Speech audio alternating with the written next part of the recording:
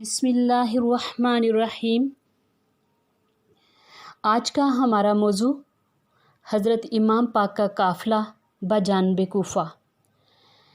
اہل بیت کا مقدس قافلہ بڑی ہی عاجزی، انکساری اور صبر و تحمل کے ساتھ آہستہ آہستہ منزلیں طے کرتا ہوا اپنی مقصود منزل کی طرف جا رہا تھا۔ یہاں راستے میں فرزوق شاعر سے حضرت امام کی ملاقات ہوئی۔ آپ نے فرزوق سے کوفہ والوں کے حالات دریافت کیے۔ فرزوق کہنے لگا، حضور کوفہ نہ جائیے، کوفہ والے مخلص نہیں ہیں۔ جب آپ نے فرزوق سے یہ جواب سنا، آپ نے فرمایا، جو کچھ بھی ہے اب میں آ گیا ہوں، واپس نہیں جاؤں گا۔ قافلہ پھر چل پڑا۔ اہل بیت طہار کا یہ مقدس قافلہ یاد الہی کرتا ہوا منزل کی طرف بڑھ رہا تھا۔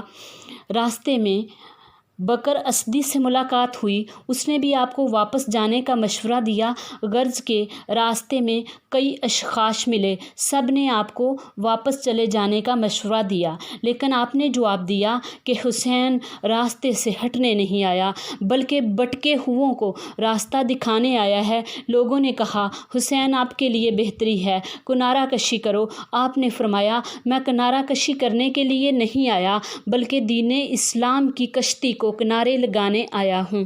اسی اثنا میں آپ کو اپنے چچا زاد بھائی حضرت امام مسلم اور ان کے دونوں شہزادوں محمد اور ابراہیم کی شہادت کی خبر ملی۔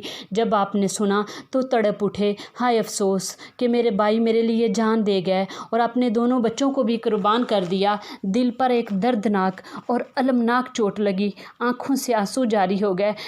نگاہ اٹھا کر مسلم کی یتیم بچی کی طرف دیکھا، اٹھا کر سینے سے لگا لیا۔ بچی نے عرض کی، چچا جان آپ روتے کیوں ہیں؟ چچا جان جیسے ہی آپ میری شکل دیکھتے ہیں آنکھوں میں آنسو کیوں لے آتے ہیں؟ کہیں میں یتیم تو نہیں ہوگی؟ آپ نے بچی کو سینے سے لگایا، آہیں بھرتے ہوئے، سسکیاں لیتے ہوئے یتیم بچی کی پیشانی کو بوسہ دیتے فرمایا، بیٹی صبر کر، تیرا باپ نہیں رہا، ظالموں نے تیرے باپ کو شہید کر دیا۔ بچی نے سنا، زور زور سے رونے لگی۔ امام علی مقام نے دلاسا دیا، عرض کیا، چچا جان پھر میرے بھائیوں کا کیا ہوا؟ بیٹی انہیں بھی ظالموں نے شہید کر دیا۔ جب یہ سنا تو دردوں کی ماری اپنے بھائیوں اور اپنے بھائی سے جدا ہونے کی خبر سن کر بے ہوش ہوگی۔ جب ہوش آیا فرمایا، بیٹی صبر کرو، خدا تعالیٰ کو ایسے منظور تھا، اللہ کی رضا کو قبول کرو، یہی ہمارا مشن ہے۔ اس کے بعد پھر قافلہ روانہ ہوا اور رستے میں حضرت امام پاک کی ملاقات حر سے ہوئی، جو کہ ابن زیاد کی طرف سے تقریباً 1000 فوجی دستہ لیے ہوئے آپ کی طرف آیا۔ اس نے بھی آپ کو واپس چلے جانے کا مشورہ دیا۔ اس نے عرض کی، یا امام میں خود نہیں آیا، ابن زیاد نے بھیجا ہے، ورنہ خدا تعالیٰ مجھ پر ایسا وقت ہرگز نہ لائے کہ میں آپ کو گرفتار کرنے کی گستاخی کروں۔ میری تو یہی گزارش ہے کہ آپ اپنے عزیز و اقارب اور ساتھیوں کو لے کر ایسے مقام میں چلے جائیں جہاں ابن زیاد کو خبر نہ ہو۔ امام علی مقام نے فرمایا، میں حق و صداقت کے علم کو بلند کرنے جا رہا ہوں، کلمۃ الحق کے لیے سب کچھ قربان کر سکتا ہوں مگر نانے کے دین کی توہین برداشت نہیں کر سکتا۔ قافلہ پھر چلا، رات کا وقت تھا، سواریاں چلتے چلتے رک گئی۔ حضرت امام علی مقام نے پوچھا، یہ کون سی جگہ ہے؟ جواب ملا، اسے کربلا کہتے ہیں۔ آپ نے فرمایا، پھر سواریوں سے اتر جاؤ، جس جگہ کی پیش گوئی زبان مصطفیٰ نے دی تھی وہ مقام آ گیا ہے۔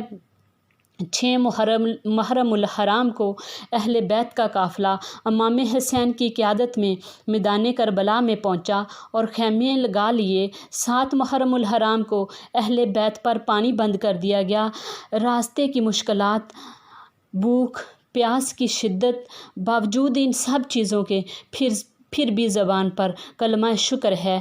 اہل بیت کے خیموں میں تلاوت قرآن مجید جاری رہا اور دلوں میں رضائے خداوندی پر اطمینان ہے، اور سب کی زبان پر یہی ہے کہ مولا جیسے تیری رضا ویسے ہماری رضا۔ پھر وہ وقت بھی آ گیا کہ محرم کی 9 تاریخ گزر گئی اور 10ویں رات آ گئی۔ حالات کے پیش نظر امام علی مقام خیموں میں تشریف لائے۔ آپ نے تمام خیمے والوں کو مخاطب کرتے ہوئے فرمایا، غور سے سنو، موت بالکل یقینی ہے، جو کچھ صبح ہونے والا ہے میں پہلے جانتا ہوں۔ تمہاری جان نثاری اور وفاداری کا شکریہ، لہٰذا میں سب کو بخوشی اجازت دیتا ہوں کہ تم اپنی قیمتی جانیں بچا لو، اور جہاں کہو میں تمہیں وہاں پہنچا دیتا ہوں۔ اے بہن زینب، تم بھی اپنے بچے اپنے ساتھ لے جا، چلی جا، میں نہیں چاہتا کہ میری وجہ سے تیری گود برباد ہو۔ اے شہر بانو، تم بھی اپنے بچے لے چلی جا۔ اے میرے وفادار ساتھیوں، سن لو، اب حسین کے پاس سوائے موت کے کچھ نہیں۔ یزید کے ہاتھ جھگڑا ہے تو میرا، وہ بیعت مانگتا ہے تو مجھ سے، قصور ہے تو میرا۔ اب وقت ہے اور میری طرف سے تم سب کو اجازت ہے کہ صبح ہونے سے پہلے یہاں سے کوچ کر جاؤ، شمیں گل کر دو، اندھیرا ہو جائے، جس کا دل چاہتا ہے چلا جائے۔ امام علی مقام کی یہ تقریر سن کر آپ کے تمام رفقا احباب اور آل رسول نے بیک آواز کہا، قبلہ یہ ہرگز نہیں ہو سکتا کہ ہم آپ کو دشمنوں کے ہجوم میں چھوڑ کر چلے جائیں۔ یا امام، یہ جان تو دے دیں گے لیکن آپ کا ساتھ نہیں چھوڑیں گے۔ اگر آج ہم امام برحق کا ساتھ چھوڑ کر میدان کربلا سے چلے جاتے ہیں تو کل قیامت کے دن اللہ تعالیٰ اور اس کے رسول کے سامنے کیا منہ دکھائیں گے اور دنیا والوں کو کیا جواب دیں گے؟ جب امام نے اپنے ساتھیوں کے پختہ ارادے کو جانچ لیا تو آپ نے اپنے رفقا اور اہل بیت کو حکم دیا کہ تمام ساتھی عبادت خداوندی میں مشغول ہو جائیں۔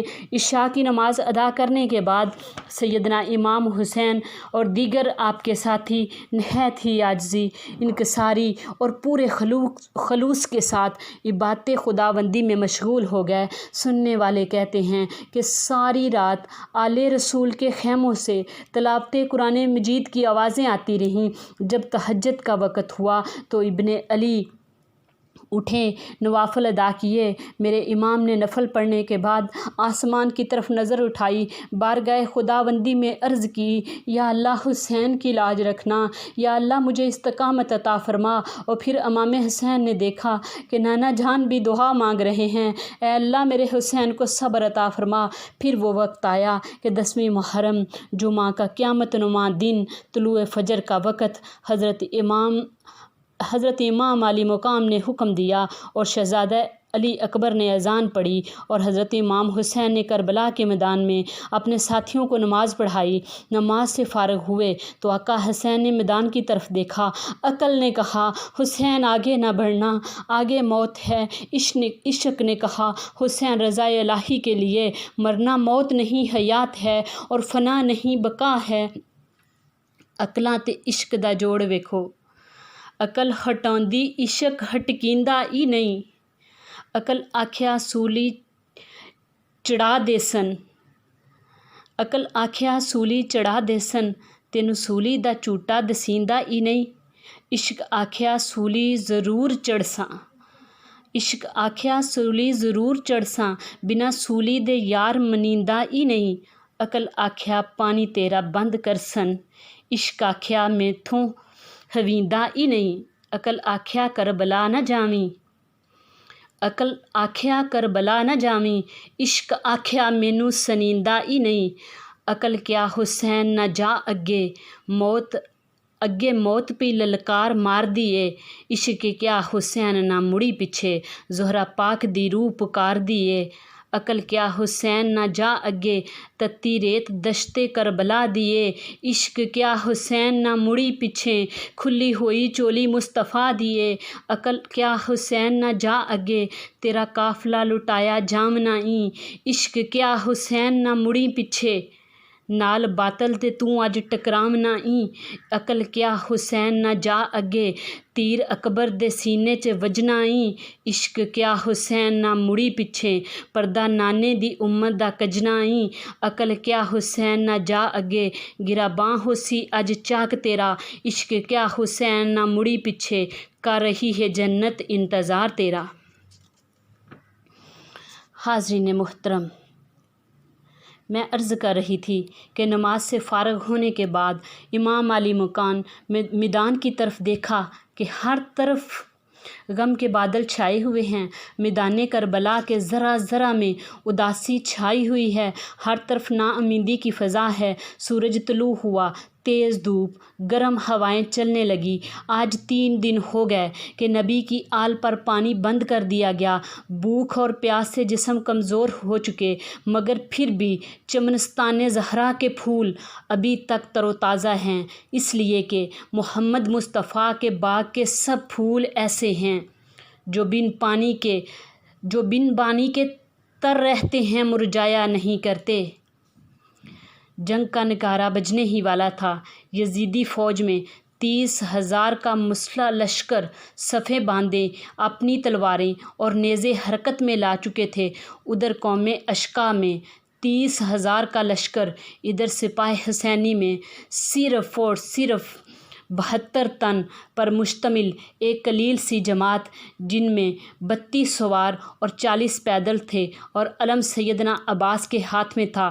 ایک طرف شیطان تھا، ایک طرف رحمان تھا۔ یوں سمجھیے کہ ادھر مردود ہیں، ادھر صاحب درود ہیں، ادھر یزیدی ہیں، ادھر مجیدی ہیں، ادھر کثرت ہے، ادھر وحدت ہے، ادھر زحمت ہے، ادھر رحمت ہے، ادھر شمر لعین ہے، ادھر نور مبین ہے، ادھر نصر سکر ہے، ادھر خلد بری ہیں، ادھر فکر جہاں ہے، ادھر ذکر خدا ہے، ادھر تیغ جفا ہے، ادھر سجدہ خدا ہے۔ جب امام علی مقام نے دشمن کو آگے بڑھتے ہوئے دیکھا تو آپ سمجھ گئے کہ اب نانا جان کی حدیث پوری ہونے کا وقت آ گیا ہے۔ مدینے کی طرف منہ کر کے عرض کی، یا رسول اللہ، اب حسین کے امتحان شروع ہونے والے ہیں، نگاہ کرم فرمانا کہ اللہ تعالیٰ مجھے اس امتحان میں کامیابی عطا فرمائے۔ لشکر یزید کی طرف سے جنگ کا نکارہ بجا دیا گیا۔ اب امام علی مقام نے اتمام حجت کے لیے کوفیوں کو مخاطب کر کے خطبہ دیا۔ فرمایا، اے کوفیو، کیا تم نہیں جانتے میں کون ہوں؟ میں کس کا نواسہ ہوں؟ میں کس کا لخت جگر ہوں؟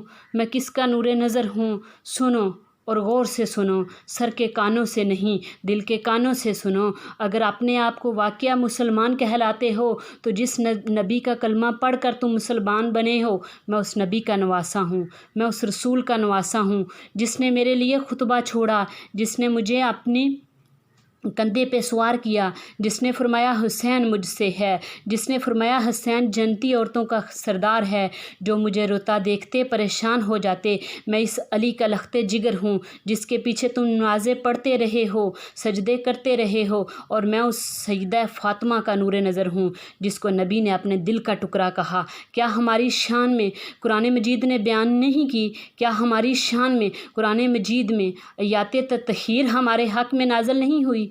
ہمارا گھر تو وہ گھر ہے جس میں قرآن نازل ہوتا تھا۔ جبرائیل ہمارا جھولا جھلاتا رہا۔ فرمایا، بدبخت، اے کوفیو، بتاؤ تم نے مجھے خط نہیں لکھے؟ کیا تم نے میرے پاس قاصد نہیں بھیجے؟ کیا کہا حسین تشریف لے آؤ؟ اب میں آ گیا ہوں تو میرے ہی خون کے پیاسے بنے ہو۔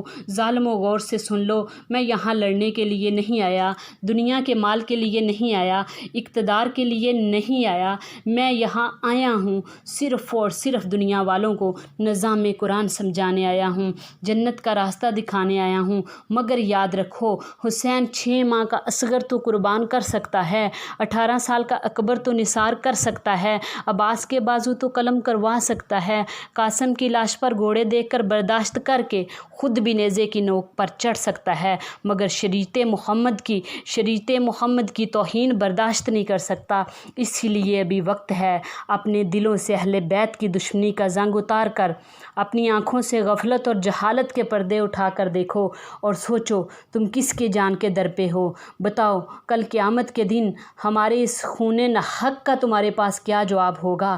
سیدنا امام کی یہ تقریر سن کر کوئی پتھر دل بھی ہوتا تو سمجھ جاتا، مگر ان ظالموں پر کچھ اثر نہ ہوا، ان بد نصیبوں پر کچھ اثر نہ ہوا۔ ایک خوش نصیب حضرت حر جو اس وقت موجود تھے، ساری حقیقت کو جان چکے تھے، فوراً امام علی مقام کے قدموں میں حاضر ہو گئے۔ کون حر؟ حر کا معنی ہے آزاد۔ گویا جب حر نواسہ رسول کے قدموں میں پہنچ گئے، دوزخ کی آگ سے بھی آزاد ہو گئے۔ کوفے کے امیر ترین شخص، یزیدی فوج کے اعلیٰ افسر، سب سے پہلے سیدنا امام حسین کے مقابلے میں 1000 فوجی دستہ لے کر حاضر ہوئے، لیکن آل رسول کے احترام کی خاطر کارروائی نہ کی، اسی لیے بھی کہ آپ امام برحق کے پیچھے ایک نماز ادا کر چکے تھے۔ آپ نے سوچا کہ اب مقتدی ہونے کا حق ادا کرنا ہے۔ جنگ کے وقت حضرت حر کا دل بہت پریشان تھا، بدن کانپ رہا تھا، چہرہ زرد تھا، دل دھڑک رہا تھا۔ آپ کے بھائی نے یہ حال دیکھ کر پوچھا، بھائی تیرا کیا حال ہے؟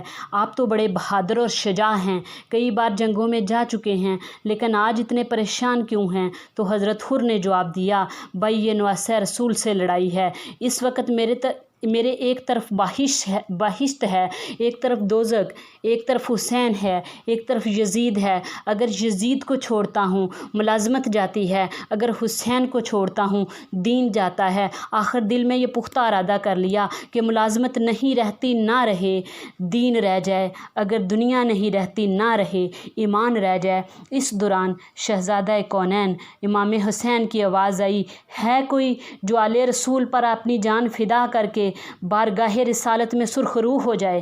یہ صدا بلند ہونا تھی کہ حضرت حر نے اپنے گھوڑے کو ایڑ لگائی اور نواسہ رسول کی خدمت میں حاضر ہوئے۔ عرض کی، آقا میں آپ کے ارشاد پر حاضر ہو گیا ہوں، حضور میرا جرم معاف کر دینا، مجھے اہل بیت پر قربان ہونے کی اجازت عطا فرمائیں۔ امام برحق نے حر کے سر پر اپنا دست شفقت رکھا اور میدان میں جانے کی اجازت دی۔ حضرت حر نے اجازت حاصل کی اور گھوڑا دوڑا کر دشمن کے مقابل پہنچ گئے۔ لڑائی شروع ہوئی۔ ایک شکی نے حر کے سینے پر تیر مارا۔ حر نے زخم کھا کر ایک نیزے کا وار کیا جو اس بدبخت کے سینے سے پار ہو گیا۔ اب حر نے لشکر یزید پر حملہ کیا اور کئی یزیدیوں کو خاک و خون میں تڑپا دیا۔ یزیدیوں کو حر کے جنگی کارناموں کا اعتراف کرنا پڑا۔ بالآخر ایک یزیدی نے حضرت حر کے گھوڑے کی کونچیں کاٹ ڈالی۔ گھوڑا گرنے ہی والا تھا کہ حضرت حر گھوڑے سے نیچے اترے، پیدل حملہ کرتے ہوئے۔ یزیدیوں نے پھر حر کو چاروں طرف سے گھیر لیا اور یک بارگی حملے شروع کر دیے۔ حضرت حر کا جسم تیروں اور نیزوں سے چھلنی ہو چکا تھا۔ اب زخموں کی تاب نہ لاتے ہوئے فرزند رسول جگر گوشہ بطول سیدنا امام حسین پر اپنی جان فدا کر کے شہادت کے عظیم رتبے پر فائز ہو گئے۔ حضرت حر میدان کربلا میں سب سے پہلے شہید ہوئے اور حضرت امام علی مقام حر کو اٹھا کر خیموں کی طرف لائے۔ حر کے سر کو اپنی گود مبارک میں رکھ لیا، اپنے دامن سے حر کا چہرہ صاف کیا، چہرے کی طرف دیکھ کر فرمایا، حر جیسے کہ تیری ماں نے تیرا نام حر رکھا ہے، تو دنیا اور آخرت میں آزاد ہیں۔ ابھی چند سانس باقی تھے، حر میں تیری قسمت پر قربان، امام کی جھولی میں سر ہے، چند سانس باقی ہیں۔ چمنستان زہرا کے پھول کی خوشبو حر کے دل و دماغ میں پہنچی، آنکھ کھلی، کیا دیکھتا ہے کہ سر ابن رسول کی گود میں ہے۔ اب اپنے بخت پر ناز کرتے ہوئے جنت الفردوس کی طرف کوچ کر گئے۔ انا للہ و انا الیہ راجعون۔ حضرت حر کے بعد حضرت وہب بن عبداللہ کلبی میدان کارزار میں گئے اور جام شہادت نوش کیا۔ کون وہب بن عبداللہ؟ اپنے قبیلے کا خوبصورت نوجوان، ماں کا اکلوتا بیٹا، یتیمی کا احساس، شادی ہوئے صرف 17 دن گزرے۔ حضرت وہب بن عبداللہ کی والدہ اپنے فرما بردار بیٹے کے پاس آئی، قربان جاؤں ماں تیرے جذبے پر۔ بیٹے کے گلے لگ کر رونا شروع کر دیا۔ بیٹے کی حیرت ہوئی، آج میری ماں کو کیا تکلیف ہوئی جو اتنی پریشان ہے؟ ماں کے لختے جگر نے عرض کی، امی جان آپ کیوں روتی ہیں؟ دیکھو میں نے ساری زندگی آپ کی فرما برداری کی اور اب بھی تمہارے حکم پر جان قربان کرنے کے لیے تیار ہوں۔ ماں نے جب اپنے بیٹے کی گفتگو سنی تو کہا، اے میرے نور نظر، اے میرے دل کے چین، اے سعادت مند بیٹے، میں نے تجھے پالا، جوان کیا، ایک لمحہ بھی تجھے آنکھوں سے دور نہ ہونے دیا۔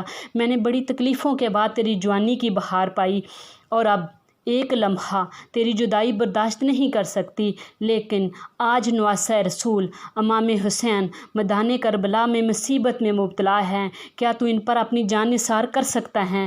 اے میرے لاڈلے، بے شک تو میرے بڑھاپے کا سہارا ہے، میری آنکھوں کی ٹھنڈک ہے، میرے سینے کا قرار ہے، پھر بھی مجھے اپنی کوئی پرواہ نہیں، میرا کچھ رہے یا نہ رہے، تم عظمت اسلام اور دین نبی کے دین کی خاطر محبت اہل بیت میں نواسہ رسول پر قربان ہو جاؤ۔ بیٹا، میری زندگی کی کمائی اور ثمر تم ہو، جو شہزادے حسین کے قدموں پہ نثار ہو جاؤ اور جام شہادت نوش کر کے اللہ کی بار میں سرخرو ہو جاؤ۔ وہب نے کہا، امی جان، اس سے بڑھ کر میرے لیے اور کیا بات ہوگی؟ کون سی خوش قسمتی ہو سکتی ہے کہ میرے جیسے گنہگار کی یہ حقیر جان نواسہ رسول کے قدموں پہ قربان ہو جائے؟ تھوڑی دیر کے لیے مجھے اجازت دیں تاکہ میں اپنی اس رفیقہ حیات سے دو باتیں کر لوں جس نے اپنی ساری زندگی کے عیش و آرام کا صحرا میرے سر پر باندھا ہے، جس نے میرے لیے گھر بار، رشتہ دار، عزیز و اقارب چھوڑے، اس سے چند باتیں کر لوں۔ ماں نے کہا، بیٹے، عورتیں ناقص العقل ہوتی ہیں، کہیں ایسا نہ ہو اس بات کو نہ مانیں اور تم اس سعادت سے محروم ہو جاؤ۔ وہب نے کہا، پیاری امی جان، محبت اہل بیت کی گرہ دل میں مضبوط ہو چکی ہے، اب اسے کوئی کھول نہیں سکتا، اور ان کی جانثاری کا نقش دل پر اس طرح جم چکا ہے کہ کسی پانی سے دھویا نہیں جا سکتا۔ یہ کہہ کر بیوی کی خدمت میں حاضر ہوتا ہے۔ بیوی سے کہا کہ فرزند رسول کو غداروں اور مردودوں نے کربلا میں گیر رکھا ہے، میری خواہش ہے کہ میں اپنی فانی جان ان کے قدموں پر نثار کر دوں، بتاؤ تمہارا کیا خیال ہے؟ یہ سن کر نئی دلہن نے امید برے دل سے ایک سرد آہ کھینچی اور کہنے لگی، کاش کہ شریعت اسلامیہ عورتوں کو میدان جنگ میں لڑنے کی اجازت دیتی تو میں بھی تمہارے ساتھ شانہ بشانہ لڑتی۔ میرا بھی دل چاہتا ہے کہ میں اس جانے جہاں پر اپنی جان قربان کر دوں۔ ابھی تک تو میں نے جی بھر کے تیرا چہرہ بھی نہیں دیکھا، مگر مجھ سے وعدہ کرو، جب جنت میں پہنچو اور جنت میں تمہارے لیے بے شمار نعمتیں حاضر کی جائیں، جنتی حوریں خدمت کے لیے حاضر ہوں، اس وقت مجھے نہ بھولنا۔ وہب نے کہا، کیوں نہیں، ایسی نیک سیرت اور سعادت مند بیوی کو میں کیسے بھول سکتا ہوں؟ پھر حضرت وہب اپنی ماں اور بیوی کو ساتھ لے کر نواسہ رسول کی خدمت میں حاضر ہوئے۔ دلہن نے عرض کی، قبلہ میں بے کس ہوں، نہ میرا باپ ہے، نہ میری ماں ہے، نہ میرا کوئی بھائی ہے اور نہ کوئی قریبی رشتہ دار ہے۔ یا ابن رسول، میرا یہ نوجوان شوہر حضور کے قدموں پر اپنی جان قربان کرنے کی تمنا رکھتا ہے۔ درخواست یہ ہے کہ میدان حشر میں اپنے شوہر سے میں جدا نہ ہو جاؤں اور زندگی میں مجھ غریبہ کو حضور کے اہل بیت اور اپنی کنیزوں میں رکھ لیں۔ امام علی مقام کے روبرو تمام وعدے کیے۔ اس کے بعد وہب گھوڑے پر سوار ہوئے، میدان میں جا کر للکارا، پھر جو بھی سامنے آیا اس کا سر اڑا دیا۔ یک بارگی گھوڑے کی باگھ مڑی اور ماں کے قدموں میں گر کر عرض کی، امی جان مجھ سے راضی ہیں؟ کہا، ہاں بیٹے، راضی ہوں۔ پھر بیوی کے پاس گئے، اس کے سر پر ہاتھ رکھا جو بے قرار ہو کر رو رہی تھی، اس کو صبر دلایا۔ اتنے میں دشمن کی طرف سے آواز آئی، ہے کو مقابلے میں آنے والا؟ وہب یہ سنتے ہی گھوڑے پر سوار ہو کر فوراً میدان کی طرف روانہ ہوئے۔ نئی دلہن ٹکٹکی باندھے اسے دیکھ رہی ہے، آنکھوں سے آنسو جاری تھے۔ وہب نے جاتے ہی دشمن پر بھرپور وار کیے تو اچانک لشکر اشقا کی طرف سے حضرت وہب پر چاروں طرف سے حملے شروع ہو گئے۔ آخرکار آپ زخموں سے چور چور ہو کر زمین پر گر پڑے۔ اتنے میں ظالموں نے بڑی بے دردی سے ان کا سر کاٹ کر لشکر امام کی طرف ڈال دیا۔ وہب کی ماں اپنے شہید بیٹے کے سر کو چوم رہی تھی اور کہہ رہی تھی، اے بیٹا، اب تیری ماں تجھ سے راضی ہوگی۔ پھر سر اٹھا کر اس دلہن کی گود میں سر رکھ دیا اور دلہن نے اپنے محبوب شوہر کے چہرے کو بوسہ دیا اور پروانے کی طرح اس شمع جمال پر قربان ہوگی اور ٹھنڈی آہیں بھرتی ہوئی، سسکیاں لیتی ہوئی اپنے شوہر کے ساتھ ہی دم توڑ گئی۔ انا للہ و انا الیہ راجعون۔